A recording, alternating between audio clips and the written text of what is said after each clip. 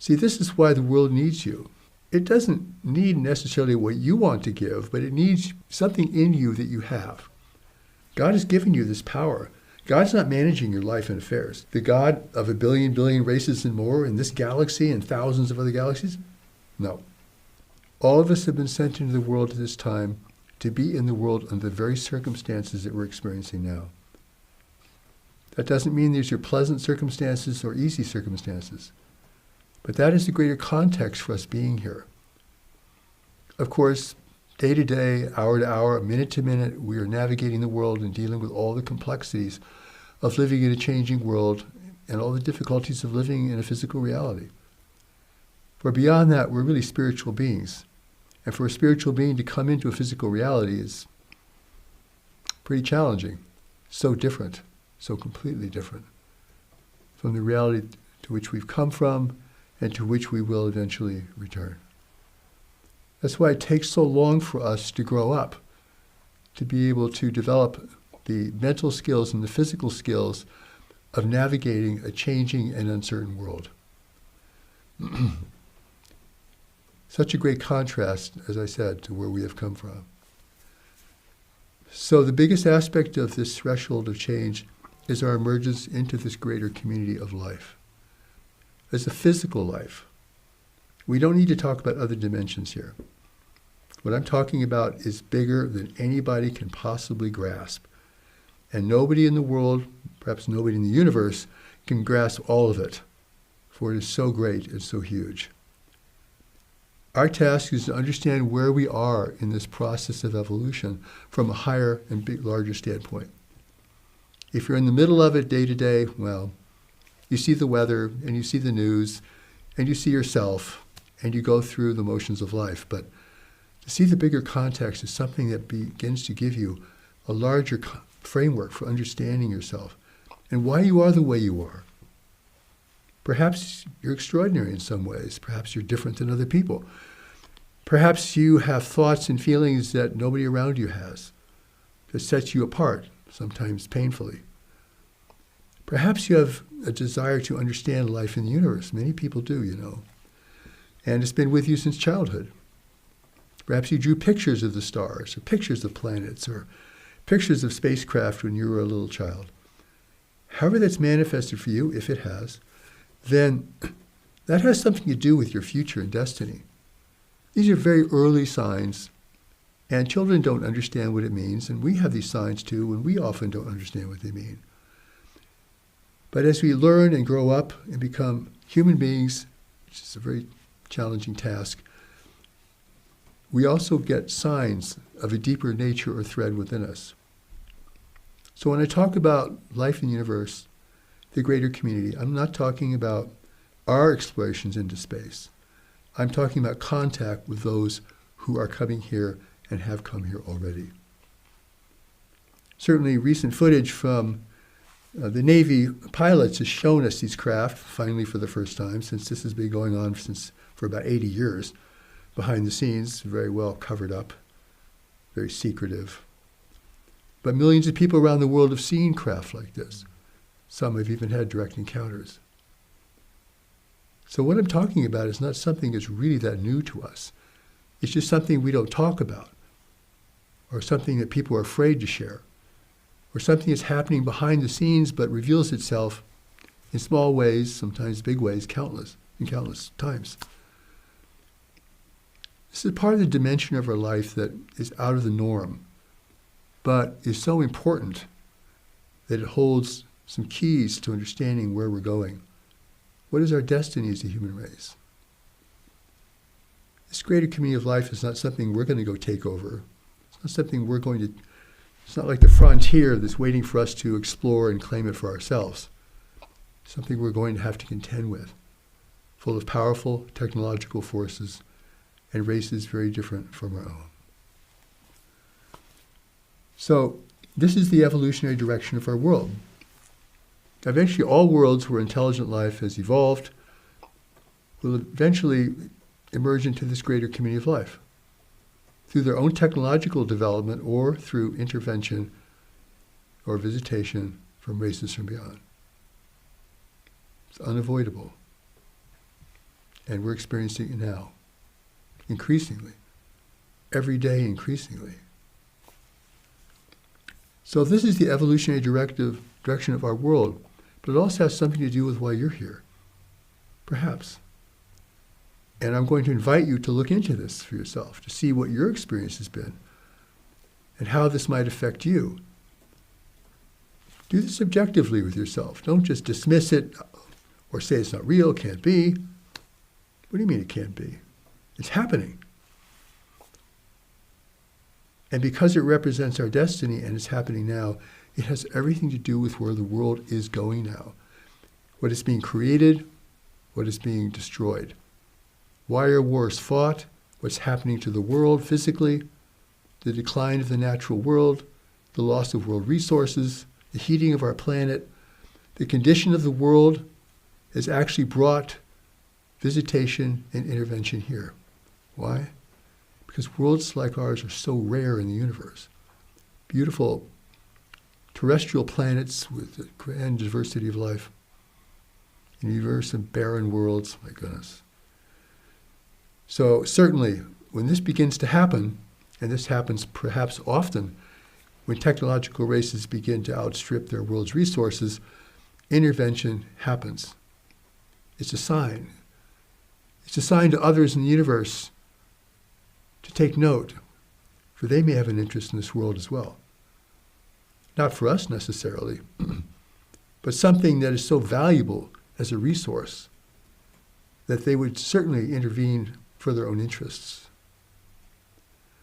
It's very important here to think that they're not here because they love us or think we're wonderful people or we have grand spiritual potentials. They're here for the environment. The environment. You know, this is really important because environment is the most important thing. Environment in our world seems to be way down the list of priorities for most people. Maybe it's not even on their list. But it really is the most important thing. Because if that environment changes, everything changes. The world is now heating with every passing day. It creates wild weather, sometimes more extremely cold, sometimes more extremely hot, but overall hotter. It's changing people's lives. It's changing the dynamics of our world. It's changing the stability of our world. It's also a sign for visitation intervention to take place. These two great events, which are going to shape the future of our world, are really connected to each other.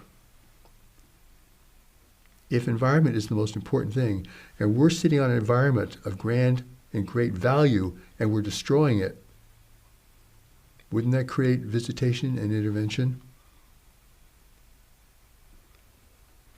If we're the wealthiest planet around, in terms of its biological diversity, mineral wealth, whatever, and we're destroying that, wouldn't that create visitation, intervention?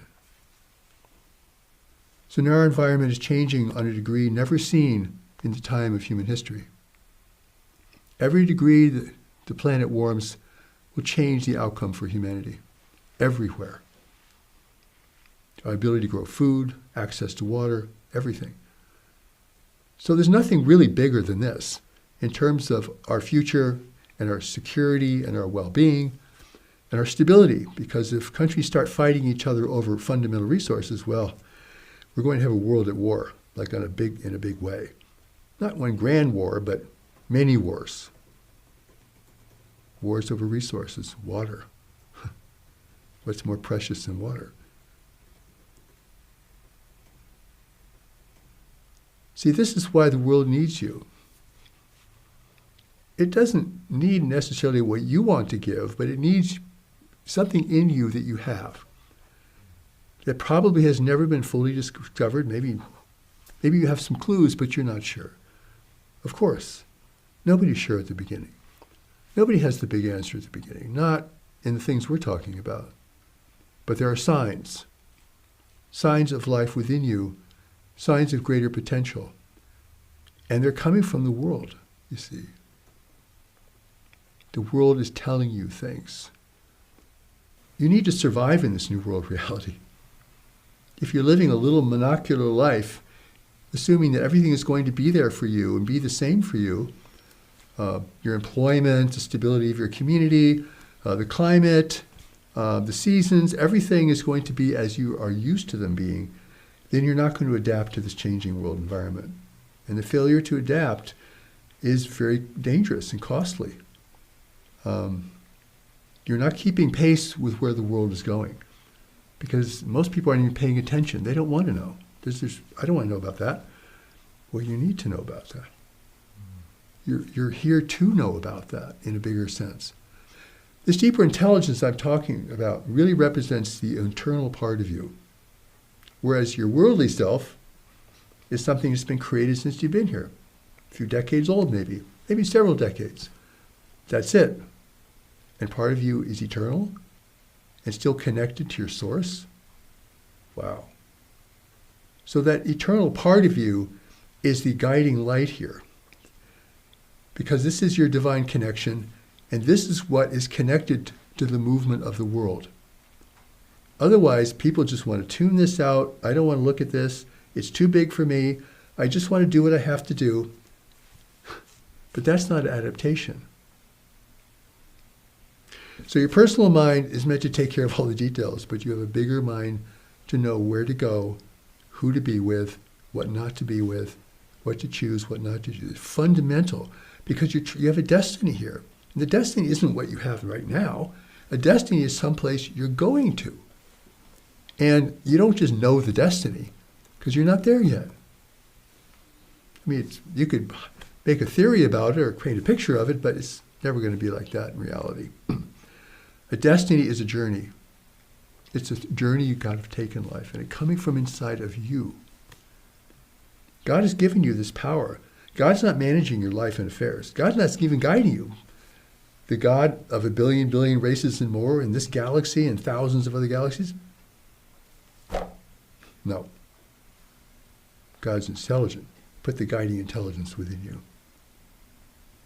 People say, is this intuition? Well, intuition comes from this deeper knowledge, but the deeper knowledge is even bigger than that. It's really carrying the real purpose and mission of your life. It's holding it for you until you're in a situation in life and in a state of mind where you can come to see what that is and to become responsible for it. See? The preparation has many stages for this. It's not just having the right ideas or believing in the right things. You can't give your life over to God because God is giving your life back to you. I really feel for younger people who do not yet have a strong enough anchor being in the world, a strong enough position in the world to feel the things that they're feeling and see the things they're seeing. And they're seeing their world break down, change right before their eyes. Their future is changing. Perhaps their prospects are diminishing. They see their world entering into greater levels of crisis. And you can understand why this would lead to tremendous fear and anxiety and self-doubt. And here again, the power of this knowledge is the redemptive force within you. God is not going to save you by what you believe in. God is going to save you by giving you this knowledge to follow so that you can fulfill your destiny in being in the world, whether you are a Christian, a Buddhist, a Muslim, or have no religion at all. I want to be very clear about that. This is not a belief situation. Actually, belief is pretty weak and can become very, very restraining or limiting to a person. I only believe in this. Well, you don't see everything else if you only believe in this.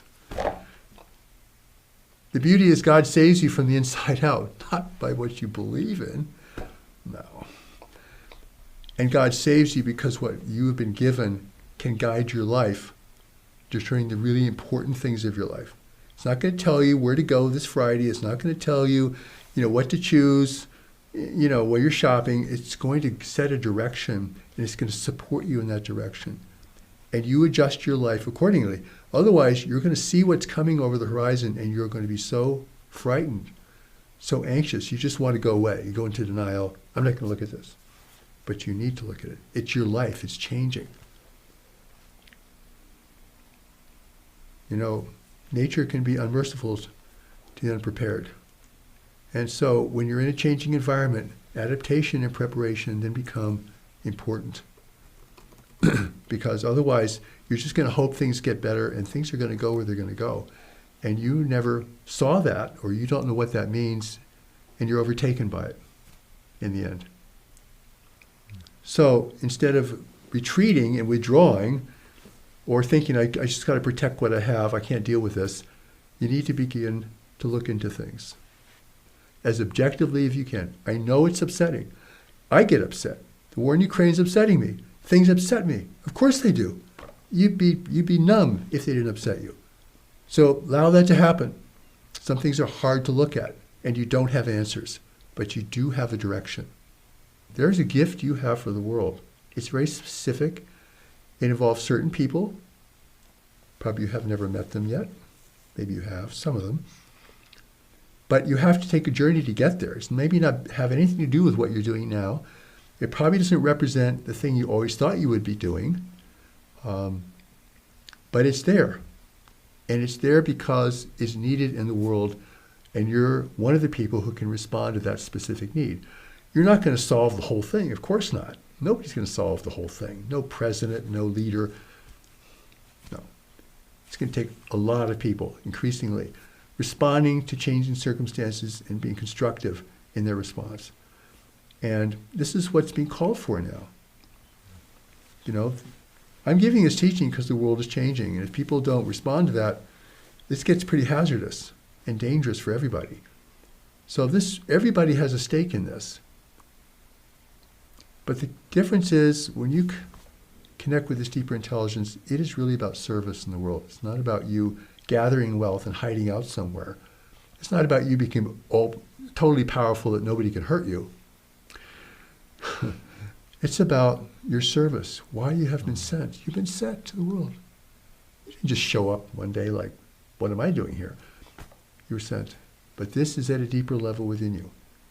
Your personality, your worldly conditioning may not say anything about this. Maybe you admire people who have a greater purpose and destiny in the world, but that's going to have to be a lot of people now.